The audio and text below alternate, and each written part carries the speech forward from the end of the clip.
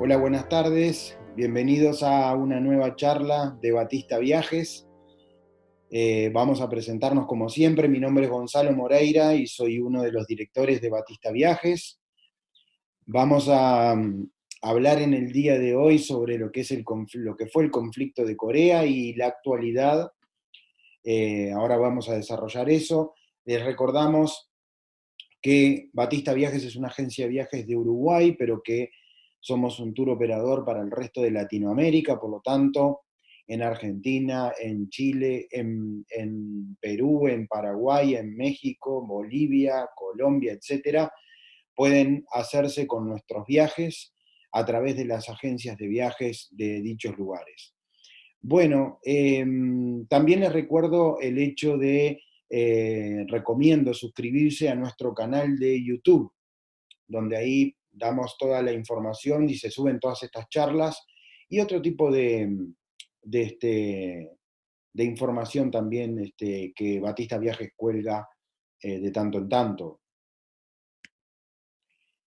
Vamos a comenzar con lo que la charla del día de hoy. Hoy vamos a hablar de el conflicto de Corea. Vamos a hablar sobre lo que fue la guerra de Corea, pero también las causas de ese conflicto y luego también un poco de las consecuencias y la actualidad, sobre todo de Corea del Sur. Pero vamos a ubicarnos en el mapa, estamos en Lejano Oriente, acá tenemos la península de Corea, que está dividida por el paralelo 38, Corea del Sur, acá en la península, Corea del Norte, que Corea del Norte tiene límite con China y también a veces es muy pequeño, pero es una franja muy importante también con Rusia. Primorskaya Krai, que es la región de Rusia, de la Federación Rusa, donde se encuentra la famosa Vladivostok, el puerto más importante sobre el Océano Pacífico de Rusia y donde culmina el Transiberiano. Luego tenemos en China toda esta región que es la Manchuria y tiene aguas territoriales, digamos, de división con Japón y acá con China, ¿no? Que este es el famoso mar escondido, que en chino mandarín se pronuncia Bohai. Acá tenemos otro mapa más detallado, donde sobre todo tenemos lo que es la península de Corea. Seúl es la capital de Corea del Sur. Luego tiene el puerto de Busan, que es muy importante, es la segunda ciudad en importancia en cuanto a su tamaño, a la población, y el principal puerto de Corea del Sur, que es Busan, junto con Incheon, que es el puerto y aeropuerto de Seúl aquí en el norte. Como verán, con la frontera con Corea del Norte, Seúl está a pocos kilómetros de lo que es dicha frontera. Y acá tenemos una isla que es muy importante, que después les voy a contar, que es un paraíso realmente, que es la isla de Jeju, o Jeju, como se pronuncia en coreano. Y luego tenemos a Corea del Norte, cuya capital es Pyongyang. Pyongyang es la capital de Corea del Norte, y les decía, está dividido acá en el paralelo 38. Para poder empezar a hablar de Corea, pero sobre todo, y no yéndonos al paleolítico, que no es el motivo de la charla de hoy, pero sí tenemos que irnos a fines del siglo XIX y comienzos del siglo XX para poder entender lo que ocurre en Corea. Y para eso tenemos que mostrar este mapa, que es sobre todo sobre el imperio japonés y habla sobre los episodios de la Segunda Guerra Mundial. Pero ¿qué ocurre? Mucho antes de la Segunda Guerra Mundial, Japón es el primer país en modernizarse en Oriente. Cuando China estaba en el siglo XIX con las guerras del opio contra Gran Bretaña, contra el Reino Unido, que entre ellas termina cediéndole el territorio de la isla de Hong Kong, posteriormente de los nuevos territorios donde está el nuevo aeropuerto de Hong Kong, incluso el Disney World de Hong Kong, que más lo que es la península de Kowloon y esos nuevos territorios, eso lo toma Inglaterra, el Reino Unido, en esta época que les estoy contando, en el siglo XIX, después de 3 guerras del opio, que no solamente se queda el Reino Unido con Hong Kong, sino que también se abre China para los extranjeros en el puerto de Cantón, lo que es Guangzhou hoy en día, y también el puerto de Tianjin y la ciudad de Shanghai. Dicho esto, Japón, hasta mediados del siglo XIX, al igual que la península de Corea, era un estado prácticamente feudal. El feudalismo era lo que regía en la sociedad y en la estratificación social tanto en la península de Corea como en Japón, y en parte de China, por supuesto, también. Por lo tanto, hay un hecho que cambia la historia del Lejano Oriente, y es la restauración Meiji. Es cuando Japón deja de ser un estado feudalista, lo que se llama la época del shogunato, porque eran los shogunes que se reunían y habían destronado al emperador japonés, ponen de vuelta al emperador japonés, pasan la capital de Kioto a Tokio, y sobre todo Japón lo que hace es modernizarse al estilo occidental. O sea que muchos de esos estudiantes que habían estudiado en Oxford, en Cambridge, retornan a Japón, cambian drásticamente a Japón, incluso con la ayuda en aquel entonces de ejércitos mercenarios que venían del lejano oeste norteamericano. Después, aquellas huestes que habían quedado de la guerra de secesión, los toman los japoneses, ayudan para ir en contra de los shogunes que peleaban con espadas, sables, etc.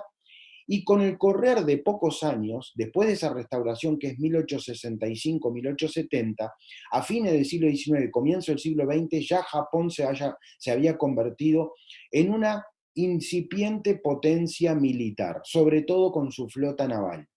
Y esto se ve claramente en el primer episodio de confrontación que se da en la guerra ruso-japonesa de 1905. Los japoneses le dan una paliza a los barcos, digamos, a todo lo que ocurre, a toda la flota rusa del Pacífico. Una flota rusa que tuvo la ayuda en parte de su flota de Occidente, que estaba en donde, en el mar Báltico, en San Petersburgo. Imagínense, tuvieron que dar toda la vuelta al globo para llegar, meses para llegar a este lugar, e igualmente así los japoneses ganaron, y los japoneses logran, miren acá en el mapa, esta es la isla de Sajalín, acá tenemos el archipiélago japonés, acá tenemos la isla de Hokkaido, donde se encuentra la ciudad de Sapporo, y conquista esta parte de Sajalín, las islas Kuriles, que son las que llegan hasta la península de Kamchatka. Esto es muy importante porque después, cuando pierde la Segunda Guerra Mundial Japón, todo esto vuelve a manos de la Unión Soviética, y Japón, esa batalla contra los rusos, lo que le abre las fronteras al territorio continental, sobre todo a Corea y posteriormente a lo que era la región de Manchuria, que los japoneses denominan Manchukuo. Quiere decir, 1910, los japoneses invaden, de 1905 la guerra ruso-japonesa. Al vencer, no queda un vacío de poder en la región. Los japoneses, que es un territorio volcánico, montañoso, con pocas posibilidades con poca materia prima para lo que ellos necesitaban, que era el combustible y todo para seguir adelante, necesitan imperiosamente la nueva economía japonesa, al igual que le pasó a las revoluciones industriales británicas, que son las que ayuda a lo que es el desarrollo del imperio británico. En el caso japonés es exactamente igual. ¿Y dónde comienza su dominio? Comienza el dominio en la isla de Sajalín, en las Islas Kuriles, y lo primero que conquista es la península de Corea. Y Corea, de 1910 a 1945, forma parte de Japón. Pero, a diferencia de los otros lugares que había mencionado, a diferencia del Manchukuo, que es la región que los japoneses invaden, ¿cuándo invaden? Ya invaden incluso en la década del 20 y posteriormente en el 30 ni que hablar, y recuerden que ese Estado libre, que está parte de China, ponen como títere, gobernante, al último emperador que era Puyi.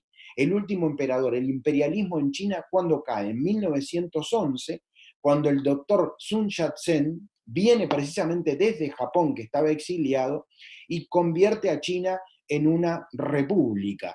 Luego su cuñado, él es el que crea el famoso Kuomintang, que es el Partido Nacionalista Chino, y su cuñado, que es Chiang Kai-shek, sigue adelante con esto cuando él fallece. Luego, no estoy desarrollando ahora la historia de China, pero sí lo que tiene que ver con Corea. Si ustedes ven el mapa, van a ver que Japón está coloreado con un marrón fuerte, Corea está con el mismo color, y luego tienen los lugares que ellos conquistaron, el Manchukuo, por ejemplo, y la línea punteada que ustedes están viendo aquí es la máxima extensión del imperio japonés a posteriori de Pearl Harbor, ¿no? 7 de diciembre de 1941, los japoneses atacan Pearl Harbor. Cuando ustedes ven una estrella roja, son las batallas ganadas por los japoneses.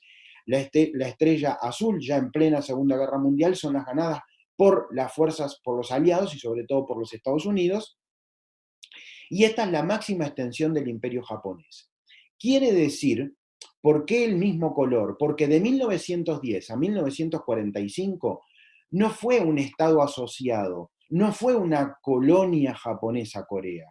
Corea era Japón, se estudiaba japonés en las escuelas, se intentó cambiar y en las escuelas, en los lugares, digamos, en las oficinas públicas, en las oficinas públicas se hablaba el japonés, el coreano estaba prohibido, se prohibió la escritura en ideogramas, que al igual que China y Japón se escribe en ideogramas, se prohibió la escritura coreana y se implementó la japonesa. Era algo así, para que ustedes lo puedan entender, como Argelia para Francia. No era una colonia, sino que era un departamento más de la República Francesa. En este caso lo mismo, Corea estaba incorporado a el territorio japonés. Esto es muy importante para entender lo que ocurre después. ¿Qué pasa cuando termina la Segunda Guerra Mundial?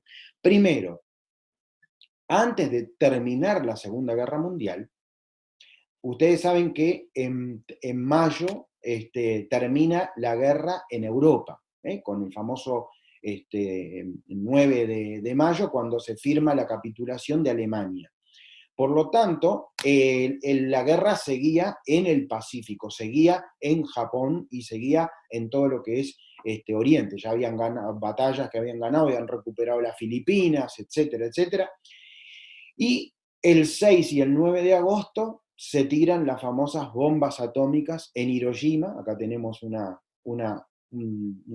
puntito ahí donde dice que son las bombas atómicas, en la isla de Honshu, la isla principal del archipiélago japonés, y luego en Nagasaki, ya más al sur, en la isla de Kyushu. Entonces, cuando eso ocurre, al mismo tiempo, el propio 9 de agosto, cuando se estaba tirando la bomba atómica en Nagasaki, tiempo antes, en las distintas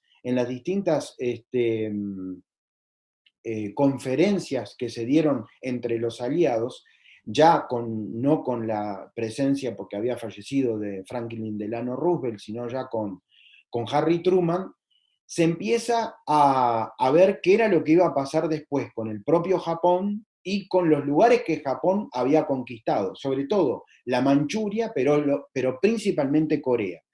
Y ahí es cuando los soviéticos tienen tiempo de llevar su ejército a través del Transiberiano, llevar su ejército desde Moscú, desde el frente oeste, hacia el lejano oriente. Recordemos que en la década del 30, Stalin, una de las cosas que más invirtió fue en terminar la red ferroviaria, que en la región de Siberia, donde está el famoso lago Baikal, era el accidente geográfico que no le permitía ser fluida, que un mismo tren saliera de Vladivostok y pudiera llegar a Moscú. había que parar en el medio, cambiar, etc. Entonces, eso estaba solucionado. Una red ferroviaria que hoy en día transporta casi el 10% del Producto Bruto Interno de Rusia, que es un monstruo, por lo tanto, súper importante. ¿Por qué digo esto? Porque los rusos y Stalin en ese momento lo que decide es decir, bueno, nosotros no podemos regalar estas regiones a los Estados Unidos. Quiere decir, cuando termina ya, incluso de antes, ¿no? El 9 de mayo, la guerra en Europa, ya comienza lo que posteriormente denominaríamos la Guerra Fría, el enfrentamiento entre dos bloques claramente puestos. Uno era la Unión Soviética, otro los Estados Unidos, la Unión Soviética con el Pacto de Varsovia en Europa, el Estados Unidos con la Organización del Tratado del Atlántico Norte, o sea, la OTAN, pero empezaron otros jugadores aquí en Oriente. Y esa misma fecha que los americanos tiraban las bombas atómicas en Japón, Rusia empezaba lo que llamaba la Operación Tormenta de Agosto, que era que sus fuerzas ubicadas en Vladivostok y en esta región sobre el río Amur, que es el que hace de frontera entre la Manchuria y la Unión Soviética en ese entonces, hoy en día entre Rusia y China, invadieron el norte de China. Invaden el norte de China, todavía existía la guerra, estamos hablando de 1945, y los ejércitos vienen hacia Corea. Por lo tanto, en esos días que termina después de las bombas atómicas capitulando Japón, la Unión Soviética apoya no solamente a toda la guerrilla que era del norte de Corea, que había peleado contra los japoneses, sobre todo aquellos que llaman partisanos, donde estaba el famoso Kim Jong-il, que es el primer presidente, termina siendo el primer presidente y dictador de Corea del Norte. En ese momento, además, recordemos, se inicia la guerra civil en China entre el Partido Comunista Chino, comandado por Mao Zedong y Zhou Enlai, y el Partido Nacionalista Chino, o Kuomintang, capitaneado por Chiang Kai-shek. En esos momentos, en 1945, Corea lo que sucede es que Corea se divide, al igual que pasó con Alemania, en dos países. Entonces vayamos aquí, donde vemos la bandera de Corea del Sur, que hay toda una explicación muy bonita, el rojo, el yin y el yang, y todo lo que es el confucianismo, y la bandera de Corea del Norte. Se dividen en dos países, y acá tenemos el mapa claramente.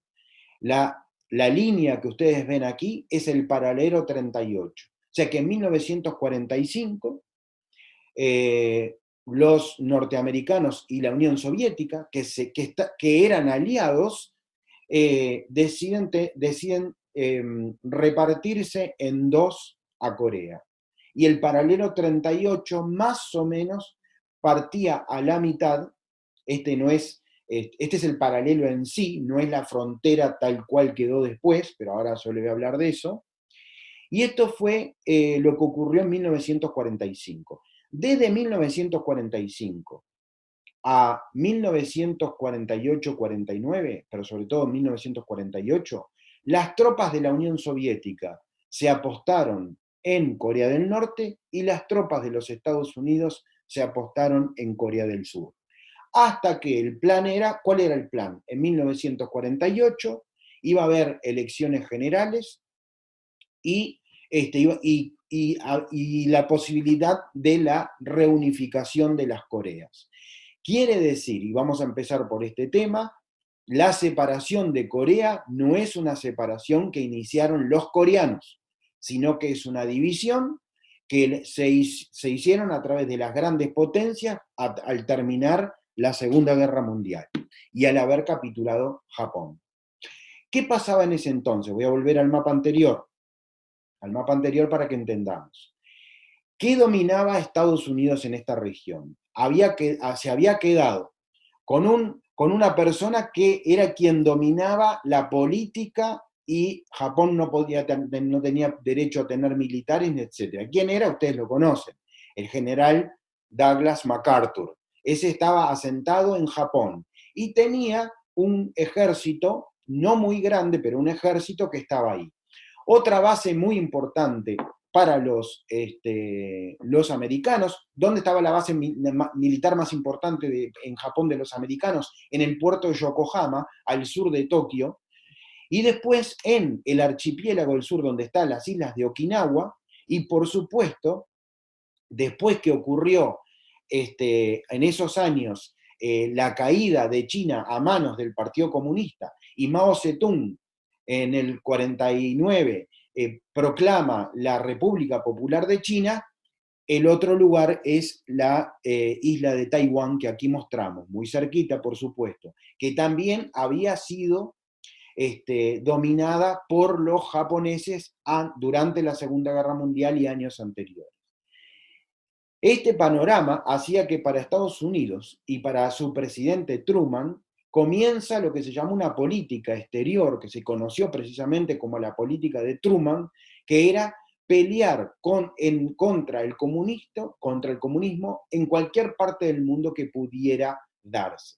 Ahora, las fuerzas fueron desiguales en ese momento. Le estaba comentando de que del 45 al 48 se fueron desarrollando muchos eventos. Y ni más ni menos que el que cambió la balanza fue precisamente cuando China quedó en manos comunistas, con el apoyo de la Unión Soviética. ¿En qué estaban apoyándolos? En armamento, lo estaban apoyando en todo tipo de abastecimiento de víveres, y también de un punto de vista logístico. Por lo tanto, la Unión Soviética más China, en ese momento Mao Zedong y Stalin se le conoce como la luna de miel, que no duró tanto, sí durante digamos, la existencia de Stalin, que termina falleciendo en el 53. Pero luego, con Nikita Khrushchev, se desarma esa luna de miel y pasan a ser dos polos opuestos dentro del área comunista. Digo esto porque la Unión Soviética y los Estados Unidos, viendo lo que había acontecido en 1945 con las bombas atómicas, la diplomacia se manejaba con cuidado y pisaba entre algodones, porque ahora no era todos contra Alemania, todos contra Japón, y sabiendo que los alemanes no tuvieron, gracias a Dios, los nazis no tuvieron el desarrollo de la bomba atómica, que podían haberlo tenido. Entonces, eso fue muy importante en el balance de Oriente. Pero claramente China volcó la balanza en Oriente a favor del comunismo.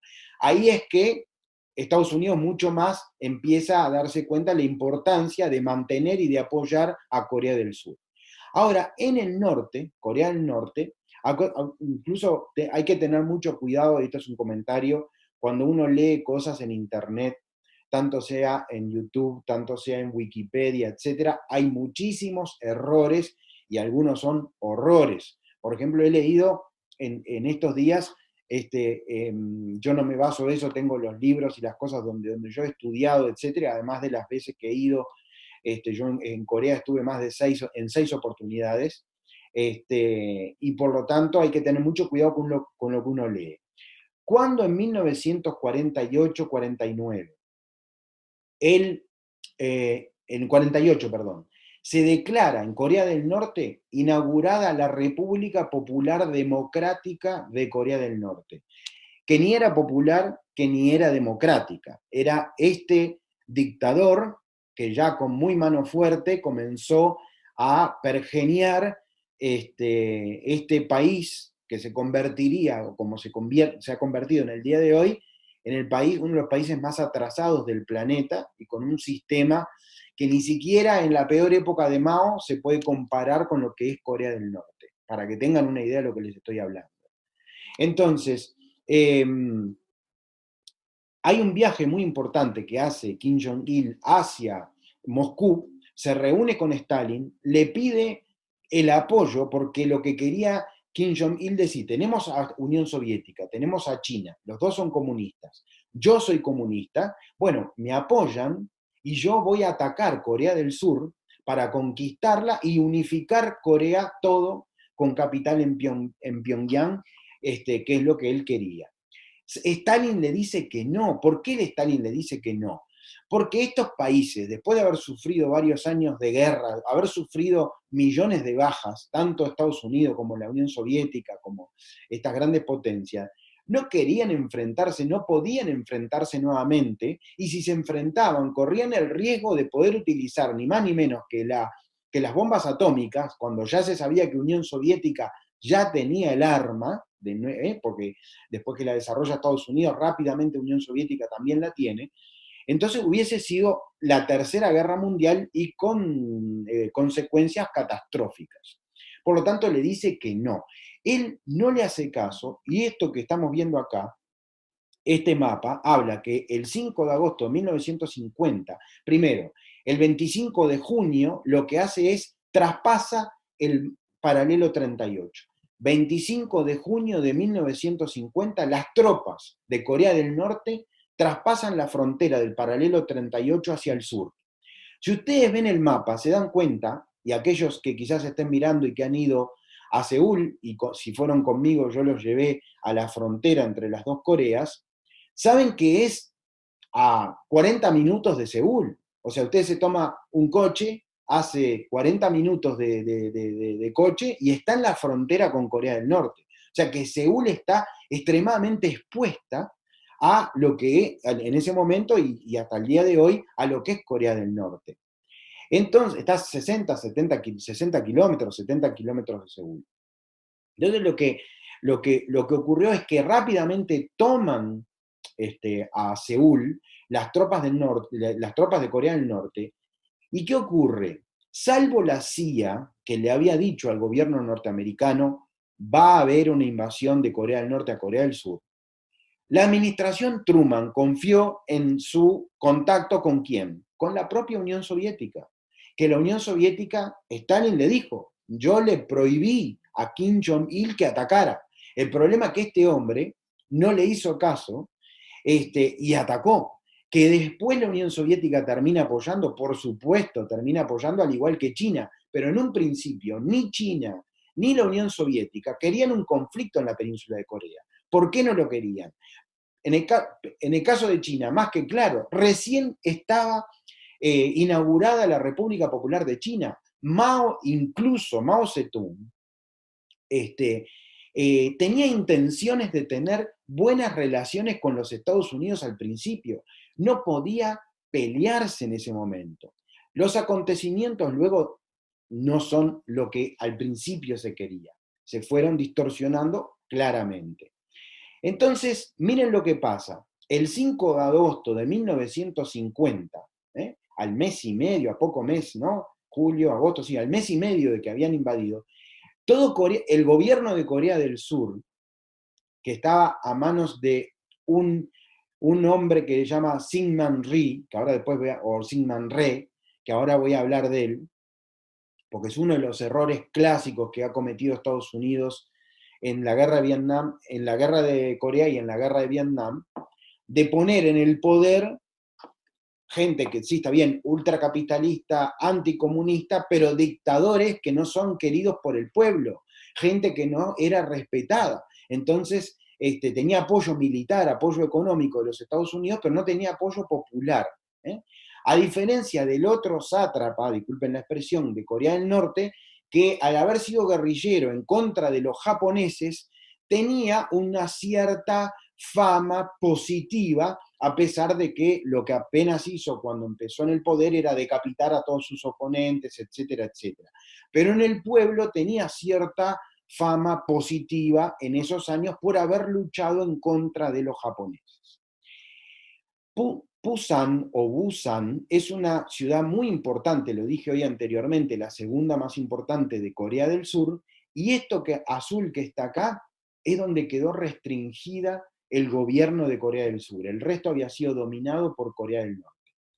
A todo esto, Estados Unidos lo único que tenía a mano para apoyar a Corea del Sur y que no pasara esto, porque después hubiese sido mucho peor, digamos, ¿qué es lo que hubiese sido mucho peor? Imagínense que Corea del Norte hubiese captado toda Corea del Sur. De esa manera, lo que ocurría era que cuando Estados Unidos quisiera invadir Corea del Sur, iba a tener que hacer una invasión más fuerte, y ahí sí el conflicto podía haber sido mucho mayor. Entonces, desde los portaaviones, desde Yokohama y desde Japón, digamos, los aviones empezaron a bombardear y formaron un cinturón de seguridad que el año pasado supe conocer cuando desde Busan nos fuimos en un tren de alta velocidad, y la primer parada posterior de salir de Busan era donde estaba el antiguo cerco de Busan, que fue durante unos meses lo que paró a las fuerzas de Corea del Norte.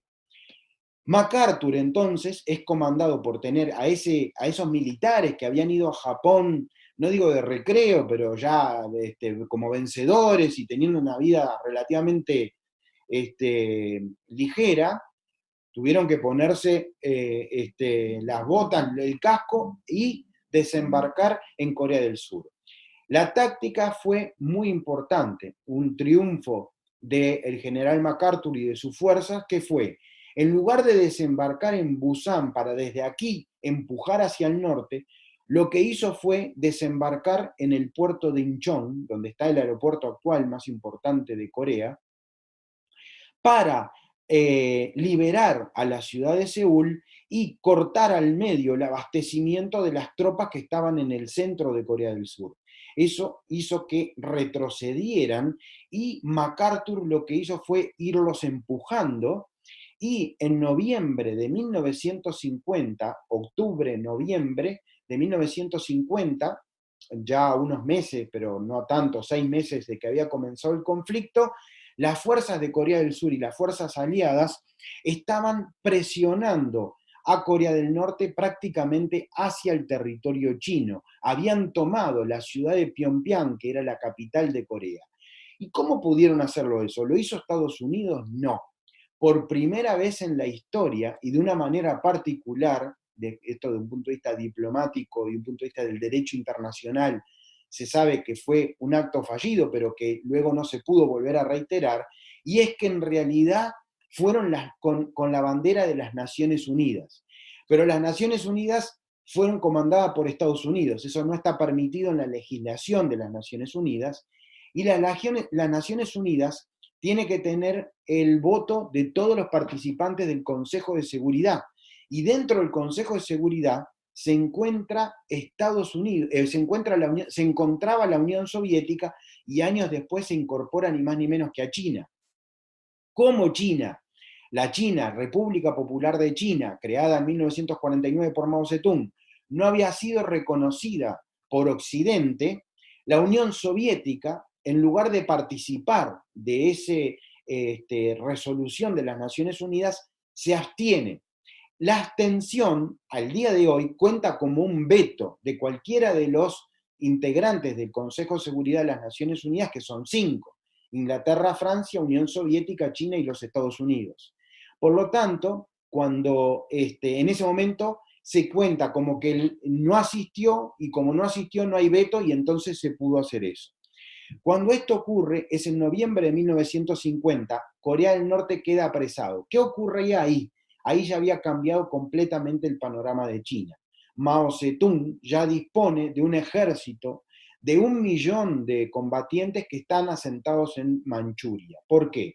China no podía permitir tener frontera terrestre con un país títere de los Estados Unidos. China no lo quería. El río Yalu, porque además decía, desde acá, hoy o mañana nos pueden invadir, ¿no? Entonces, lo que termina ocurriendo es que los chinos, inesperadamente, nuevamente, es una sorpresa para los Estados Unidos. Nuevamente hay una desconexión, y acá le comienza a pasar lo que termina pasando sobre todo en la guerra de Vietnam, entre lo militar y lo político. ¿Por qué digo esto? Porque al mismo tiempo los Estados Unidos estaba gozando de un desarrollo económico espectacular. Después de que acabada la Segunda Guerra Mundial, Estados Unidos, que se ha transformado en la gran potencia mundial de Occidente, comienza a gozar de su cine, como siempre se dice, ¿no? La industria número uno de Estados Unidos ni es la armamentista, no, es Hollywood. ¿Por qué? Porque le ha inculcado al resto del planeta una forma de vivir, y la forma de vivir está basada en las industrias y en su tipo de vida. Llámese marcas como Coca-Cola, etcétera. El otro día vi un informe precioso que hablaba de la salsa de tomate, Heinz, ¿no? Heinz, etcétera, etcétera. La cuestión que Estados Unidos en ese mismo tiempo. Entonces, ¿qué pasaba? A diferencia de la Segunda Guerra Mundial, ya que la gente a la mañana se despertaba con la radio sabiendo qué pasaba en la Segunda Guerra Mundial, en Europa, en el frente con Japón, etcétera. En la Guerra de Corea, decían que el único periódico que la seguía de una forma consecuente y ponía cosas importantes, pero nunca en primera página, era el New York Times. O sea, en la segunda o tercera página había una columna que decía lo que pasaba en la Guerra de Corea. O sea, la gente no le estaba dando corte a lo que estaba aconteciendo. Pero acá viene un golpe político muy importante, que es el siguiente. Harry Truman, cuando atacan los chinos, miren lo que sucede. ¿Vieron el mapa? Estábamos todos casi celeste hasta la frontera con China. Y en enero de 1951, los chinos hacen retroceder a las fuerzas de las Naciones Unidas, o sea, a los Estados Unidos. Ese retroceso dicho por los militares norteamericanos, esto no pasó nunca ni en la Segunda Guerra Mundial en ninguna parte. Fue la mayor derrota de los Estados Unidos contra un ejército cuerpo a cuerpo, que fue con ese millón de chinos que empezaron a atacar y a ir de norte a sur. Seúl vuelve a caer en manos de los chinos y Corea del Norte, o sea, vuelve a caer en manos comunistas. Y llegan hasta esta parte, ¿lo ven? Hasta esta parte, acá estaban en enero de 1951. Ya cansado MacArthur de toda esta situación, MacArthur, y que es algo que después pasaría mucho, pasó antes y pasaría después sobre todo, y ahora van a ver las consecuencias, es que los militares norteamericanos comienzan a tener un rol muy importante en la política interna de los Estados Unidos, sobre todo a favor del Partido Republicano en contra del Partido Demócrata. ¿Y qué pasa? MacArthur empieza a dar declaraciones políticas en contra de las decisiones de Harry Truman. Y MacArthur sale a decir y pide la posibilidad de volver a utilizar una bomba atómica contra Corea del Norte. Imagínense las consecuencias de nuevamente haber tirado una bomba atómica contra Corea del Norte. ¿Por qué? Vuelvo a reiterarles, la Unión Soviética ya contaba con armamento nuclear. Por lo tanto, la Unión Soviética, que inteligentemente, al igual que digamos, en cierta combinación con los Estados Unidos, con la administración Truman, no manda ejército, sino que ayuda de un punto de vista de armas, económicamente y logística, porque había generales e ingenieros militares soviéticos, rusos, en Corea del Norte durante el conflicto, eso no cabe la menor duda, pero lo tenían que hacer a sotoboche, lo tenían que hacer bajo cuerda. ¿Qué es lo que pasó? MacArthur, al decir eso, Truman encontró la posibilidad de destituir al famoso general que ya contaba con estatuas en vida, lo destituye. Pero ¿qué pasa? Cuando lo destituye, llega con honores, incluso en New York, le hacen por la Quinta Avenida el famoso paseo de la Victoria, y Truman pierde en bajada su popularidad, a nadie le interesaba la guerra de Corea hasta ese entonces, y eso lo que termina pasando, que termina pasando lo siguiente: pierde las elecciones Harry Truman y gana ¿quién? Un militar. Gana el famoso general Eisenhower. Y Eisenhower, por el Partido Republicano, gana las elecciones de los Estados Unidos. Entonces, durante 1951-1952, la guerra sigue así, pero ya se sabía en 1951 que no iba a haber una Corea unificada. Iba a haber una Corea dividida en dos por el paralelo 38.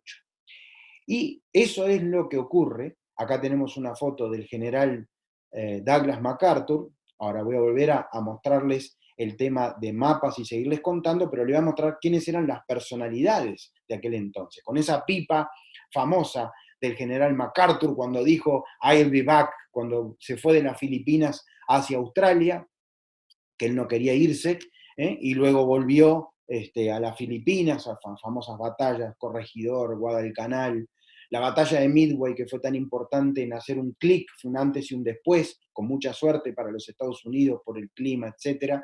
Muy interesante lo que ocurrió en esa batalla, y a partir de ahí los Estados Unidos que va triunfando y va recuperando todo el territorio que habían tomado los japoneses en prácticamente todo el sudeste asiático, e incluso habían bombardeado el norte de Australia, en el famoso, en la famosa ciudad de Darwin, en el norte australiano, hecho por el cual los australianos terminan haciendo la ruta rápidamente, una avenida que va desde Adelaida hasta Darwin, una de las rutas más largas del planeta, que en el medio crean la ciudad de Alice Springs, ¿no? Alice Springs. Acá tenemos al famoso Kim Il-sung, que es el primer presidente de Corea del Norte, el guerrillero, el partisano, el que pelea contra los japoneses y el que toma el poder, y él vive hasta 1994, o sea, desde 1948 a 1994, Kim Il-sung es el presidente de Corea, y a su muerte lo nombran presidente eterno de Corea del Norte. Y es Syngman Rhee, o Rhee, que es el presidente de Corea del Sur, que también al terminar la guerra domina Corea del Sur desde 1953 durante 6-7 años. Cabe aclarar algo muy importante. Uno hoy en día ve una diferencia abismal entre Corea del Norte y Corea del Sur. Ahora, este señor fue tan dictador como el de Corea del Norte. O sea, Corea del Sur no tuvo avances importantes, salvo una élite vinculada a este hombre que era un dictador, y que los que lo siguieron en la década del 60 hasta el 70 también lo fueron, o dictadores o presidentes fraudulentos extremadamente corruptos. Pero eso cambió completamente. Ahora les voy a contar acerca de eso. Luego tenemos al presidente Harry Truman, un presidente que toma el poder cuando todavía no había terminado la Segunda Guerra Mundial, por eso él está en la famosa conferencia de Potsdam, en lo que es el famoso lago Wannsee, al norte de Berlín, el lugar además triste por haber sido el lugar elegido por los nazis para haber dictado las leyes de la solución final, ¿no? Cuando, digamos, del aniquilamiento no solamente del pueblo judío, también de gitanos, homosexuales, comunistas, etc. Y este es el famoso general Dwight Eisenhower, que es el que toma la presidencia de los Estados Unidos cuando vence a Harry Truman, y está 2 periodos enteros, muy importante. Él estuvo en varios episodios importantes. Vuelvo a reiterarle, la guerra de Corea se considera el primer episodio de la llamada Guerra Fría, donde los dos grandes bandos se enfrentaron, pero no se enfrentaron, digamos, entre Unión Soviética y Estados Unidos, pero sí hubo enfrentamiento entre los chinos y los Estados Unidos, cuando China todavía no se había convertido en un jugador de fuste. Es más, China se convierte en un jugador de fuste precisamente a partir del conflicto de Corea, cuando invade, y gracias a la intervención de China con el apoyo de armamento de la Unión Soviética, es que Corea del Norte queda como país limitado por el paralelo 38. Y el otro jugador es Mao Zedong, el presidente de China, que como le estaba diciendo, empezó a ser un jugador grande. China ya dejó de ser ese país pobre, humilde, etc. Y como toda dictadura comunista, militarmente muy fuerte, y además con la población de China Como saben, Mao vive hasta 1976, pero sus últimos años fueron bastante malos para que hoy en día la China comunista admita que la famosa revolución, bueno, el salto cualitativo, que fue un desastre en la década del 60, y sobre todo, lo más desastroso de todo, que fue la revolución cultural que hizo perder millones de vidas en China. Y esto es la familia, el legado familiar hasta nuestros días de lo que son los presidentes de Corea del Norte. Kim Il-sung, el que ya mostré anteriormente, Kim Jong-il, que es el que termina muriendo hace no tantos años, y el actual Kim Jong-un, el que se termina entrevistando en los últimos años con Donald Trump, primero en Singapur, en la famosa isla de Sentosa, y luego en Vietnam, y que bueno, un poco calmaron las aguas, aunque fue más diplomático que real, ¿no?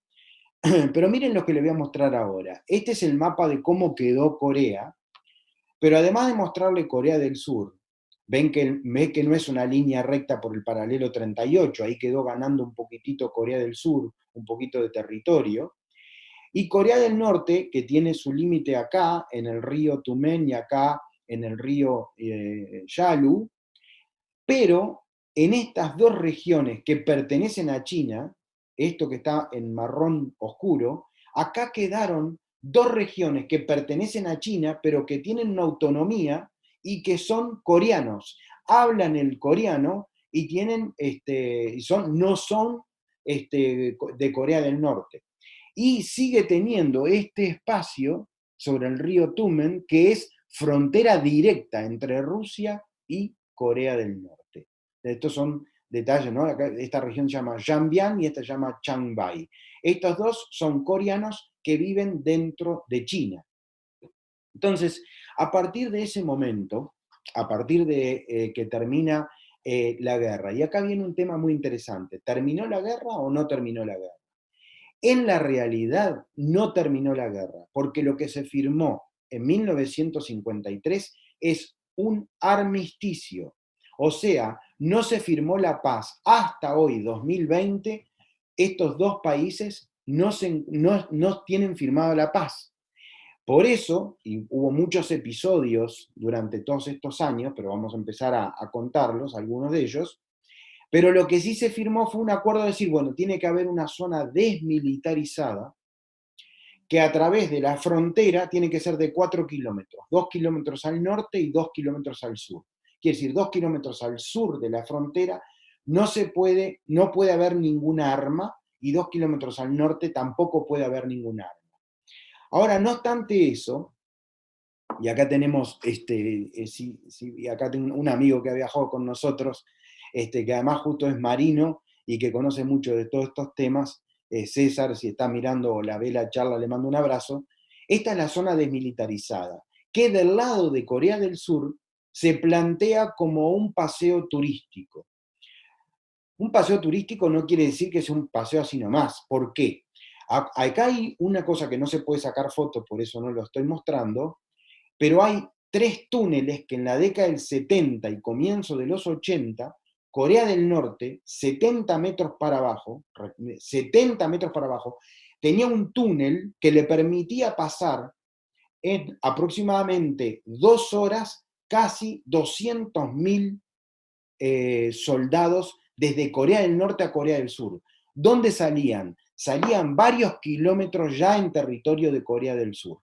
Esos fueron encontrados por parte de los coreanos del sur y fueron sellados. Hoy en día, ¿qué hacemos nosotros? Vamos a ese lugar, te sentás en un carrito y te dan un casco como una mina, como si uno fuera a entrar a una mina, y te llevan a los 70 metros en ese lugar para que uno vea lo que era el túnel y las puertas donde te dicen, ven acá, bueno, siguiendo por este túnel, por la puerta acá, unos metros ya estamos en Corea del Norte. Y además también nos llevan a todos estos lugares que son todas las ofrendas, porque ¿qué es lo que ocurrió? Había familias enteras que quedaron divididas por aquel entonces, porque era un momento de confusión, de convulsión, de guerra, y dijeron, a partir de acá tú sos del norte y acá tú sos del sur.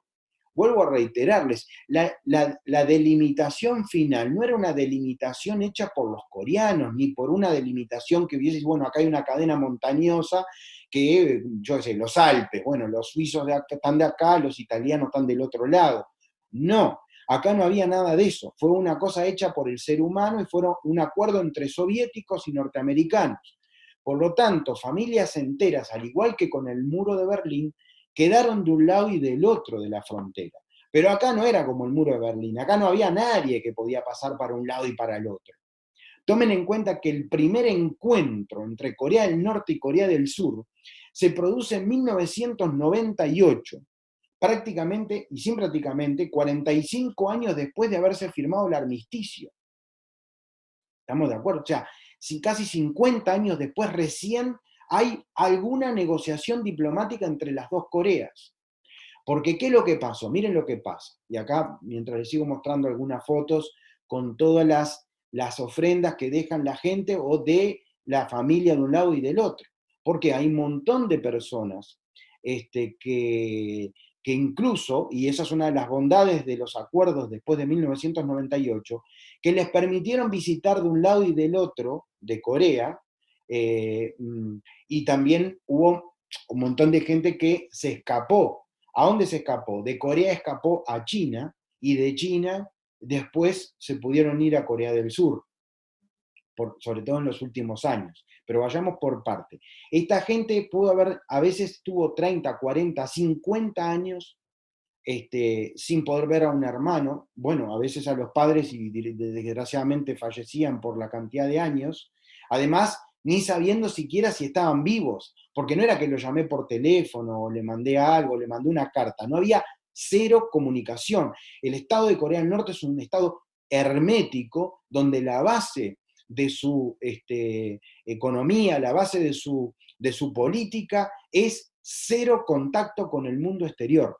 100% de creencia digamos, en seguir con las costumbres coreanas y no depender del exterior. Pero claro, eso lo pudieron hacer a partir del apoyo, sobre todo de la Unión Soviética desde el punto de vista económico. Pero ¿qué pasó en 1991? La caída de la Unión Soviética. En 1989 la caída del muro de Berlín y en 1991 la caída de la Unión Soviética. Entonces ahí Corea del Norte cambió y cambió aún para mal. Pero antes de esa época, ¿qué ocurría? Miren, hasta 1970 y pico, pero 70 y pico, o sea, estoy hablando que la guerra terminó en el 53, 20 años pasada la guerra de Corea, prácticamente no había diferencias entre Corea del Norte y Corea del Sur. Los ciudadanos de un lado y del otro vivían con las mismas escaseces, vivían obviamente los del norte peor en cuanto a sus libertades, pero les recuerdo que el sur también era dictatorial, no existía la democracia. Estábamos todavía lejos de esa apertura y de lo que hoy conocemos como Corea, que es pujante y una de las economías más modernas del planeta. Eso es más adelante. A partir de la década de los 70, Corea comienza a cambiar, sobre todo de la mano de que empiezan a tratar de realmente tener una democracia y comienza a desarrollar y a apuntalar una industrialización, sobre todo en lo tecnológico. O sea, hizo un cambio al estilo japonés de un siglo antes. Hizo un cambio radical, no fue un cambio de a poco, fue un cambio radical, que lo llevó, sobre todo en la década de los 80, primero, estoy hablando de Corea del Sur, en la década de los 80 confirmó la democracia, y esto le hizo muy bien. ¿Por qué? Le hizo muy bien porque comenzó a tener, digamos, el beneplácito de muchos otros países que empezaron a ponerla en el mapa en cuanto al comercio, a los negocios, porque además, ¿por qué pudieron terminar con la dictadura? La pudieron terminar porque al mismo tiempo había muerto Mao Zedong y Deng Xiaoping, el nuevo líder de la apertura china, precisamente en el 78, expresa aquella famosa frase cuando visita el pueblo de Shenzhen enfrente a las luces que se veían de Hong Kong y dijo: Lo importante del gato es que el case ratones y no del color del gato. Eso quiere decir, instauró el capitalismo dentro de una férrea administración comunista. Eso le sacó presión a Corea y en la década de los 80 lo aprovechó muchísimo para desarrollarse y convertirse, sobre todo a partir de un episodio que fue un antes y un después para la historia económica e industrial de Corea del Sur, que fueron los Juegos Olímpicos de Seúl de 1988. Eso fue un antes y un después para la historia de Corea. Ustedes vieron que hay algunos eventos internacionales que pueden ayudar. Lamentablemente, a veces no. Y tenemos los ejemplos. Atenas 2004, a Grecia no lo ayudó. A Brasil, los Juegos Olímpicos de Río de Janeiro y el Mundial de Fútbol no los ayudó. Al contrario, los comprometió. Pero un Barcelona 1992 sí que los ayudó. Y el ejemplo número uno es 1988. ¿Y por qué? Entre otras cosas. Porque volvían a competir las dos grandes potencias y fueron la última vez que compitió la Unión Soviética contra los Estados Unidos. Recordemos, Juegos Olímpicos de 1980, el boicot de Estados Unidos a Moscú, a los Juegos Olímpicos de Moscú en el 80. Juegos Olímpicos de 1984 en Los Ángeles, no solamente la Unión Soviética, todos los países del Pacto de Varsovia le hacen el boicot. ¿Cuándo pueden volver a competir todos? En 1988, en los Juegos Olímpicos de Seúl. Por lo tanto, Corea tiene un crecimiento impresionante, apuntando, ahora le voy a mostrar algunas de las marcas que a veces la gente no sabe que son de origen coreano y que están hoy en día siendo de las multinacionales más importantes del planeta y que son comandadas y regidas desde Corea del Sur. Ustedes estarán viendo esta foto y dirán, ¿qué es esto? Bueno, esto es lo que te muestran para que tú puedas ver Corea del Norte. Desde esto te pones una monedita y podés ver lo que es Corea del Norte, donde tiene una fantochada con unos pueblos donde nadie nunca se ve. Yo fui 4 veces a este lugar, nunca había nadie del otro lado. Pero bueno, es así. Ahora, si en 1972, 73, 74 Corea del Norte y Corea del Sur se parecían, hoy en día es el agua y el aceite. Hoy en día es las antípodas. Hoy en día, y ya de hace muchos años, Corea del Sur es un ejemplo a seguir. Desde cómo, hablamos de cosas ahora actuales del 2020, desde cómo solucionaron o plantearon el tema de la pandemia, de cómo lo trabajaron. Recuerden que fue el segundo país con mayores contagios en los primeros días después que se descubrió en China, en la ciudad de Wuhan, el principal brote epidémico, y ellos lo hicieron de maravillas, tal es así que después, hoy en día, ni siquiera está entre los 50 países de más contagiados, teniendo en cuenta además su densidad de población, ¿no? Claro está. Por lo tanto, hablemos un poco de Corea del Sur. Corea del Sur tiene todo esto. Miren, esta es una imagen de Seúl. Seúl es una ciudad desarrollada, una ciudad fantástica. A mí es una de las ciudades que más me gusta en el mundo, junto con Tokio. Seúl, Tokio, Shanghai, Singapur y Hong Kong, a mi juicio, son las ciudades más lindas de Oriente. Las ciudades de las grandes, además, donde tiene mejor planificación urbanística, donde tiene excelente transporte público, la seguridad es perfecta, lo que quieras podés encontrar en diversidad gastronómica, de tiendas, museos, los mejores hoteles, las mejores tiendas, los mejores restaurantes, todo se encuentra en Seúl. Es un desarrollo impresionante. Acá tenemos una vista hacia una de las torres que tiene Seúl, ahora hay una nueva que después se las voy a mostrar, y mientras tanto en Corea del Norte se fueron sucediendo estas familias que son dictadores como no se vieron o como se han visto en muy pocos lados. Quizás un Pol Pot en Camboya, quizás algunos también en Turkmenistán, países que son, pero no existe otro país tan más atrasado que Corea del Norte en diversos aspectos. Y en la década del 90, cuando la Unión Soviética cayó y no le pudieron dar más dinero porque los rusos tenían que preocuparse de su propia gente, China comenzó a hacer una solución, pero ¿cuándo? A fines de los 90, cuando China logra ese crecimiento imponente, que a fines de los 90, pero durante la década de los 90, Corea fue desastrosa, tal es así que hubo miles y miles de muertes por hambruna. Hubo hambruna, por la mala planificación y eso. A pesar de eso, nunca hubo ni la menor reyerta o problema, porque es un régimen que oprime tanto, tanto, tanto, que es increíble. Las pocas personas que han podido ir a Corea del Norte están absolutamente vigiladas. Para que tengan una idea, un viajero que quiere ir, bueno, le ponen una o dos personas las 24 horas del día.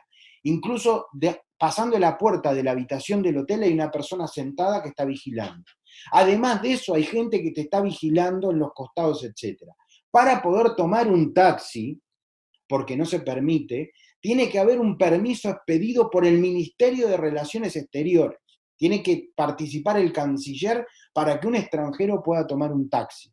Y estoy hablando de hoy, del 2020. La verdad que Corea del Norte. Pero también hay una cosa. En la década del 90, fines del 90, cuando se firman estos acuerdos, y sobre todo en la primera década del siglo XXI, en la década del 2000, y eso lo vi yo también, en el mismo lugar que vemos la zona desmilitarizada, hay una estación de trenes, desde ahí, todos los días, cientos y cientos de trabajadores de Corea del Sur van a Corea del Norte todos los días. Y me dice, ¿cómo? ¿Cómo que van a Corea del Norte? Sí, a las fábricas que se instalaron en Corea del Norte, donde ¿quiénes van? Van los directores, los mandos gerenciales de Corea del Sur, y los mandos menores, digamos, los obreros, son de Corea del Norte. La plata no la reciben ellos, al estilo cubano. La recibe el gobierno de Corea del Norte y son miles de millones de dólares. Gracias a esas inversiones que están apostadas en territorio coreano y que los coreanos del sur, ¿por qué lo hacen? Porque aprovechan la mano de obra, es el sistema, es así. Unos se aprovechan de los otros, quiere decir que Corea del Sur está financiando a Corea del Norte durante ya hace 20 años, no con ayudas, pero sí a través de estas fábricas donde se le paga muchísimo dinero y esa mercadería viene en tren, el tren pasa por la zona desmilitarizada y tiene línea directa con el puerto de Incheon, o sea, hasta el puerto y el aeropuerto, y desde ahí salen a todas partes del mundo. Así que en todos lados se cuecen habas. También tenemos la parte antigua, quiero mostrar cosas de la actualidad de lo que es Corea del Sur realmente.